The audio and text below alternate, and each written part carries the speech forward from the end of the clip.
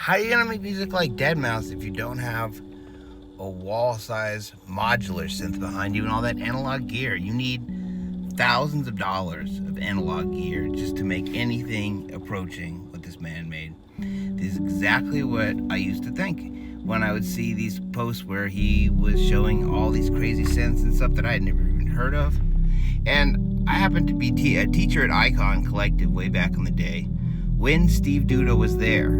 Steve Duda, famously part of BSOD with Deadmau5, made all their first stuff together. And I asked him, I was like, man, well, what do I really need? If you were going to get one of these kind of analog synths, like, how do I get that sound? Like, how do I do what y'all were doing? And he was like, man, most of that stuff was just like made on silent. You're talking about, you know, all of his classic records is just any kind of virtual analog synth in the computer. And he said something in this video which I thought was pretty honest, where he just said that, like, he will use a synth on a track in order to justify the purchase.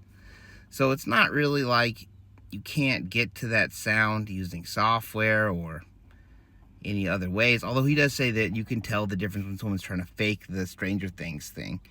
And yeah, I mean, real analog gear does sound nice and warm, but the idea of buying the gear and then using it to justify the purchase, I mean, that rings true. So don't feel like you need all this stuff. This stuff is all fun to have. It's all great. But when you look at all this and say, how could I ever afford any of that stuff? I can't make electronic music. It's not going to be as good as this. Like, please don't let you get hung up on that. I'm pretty sure Deadmau5 would tell you the same thing.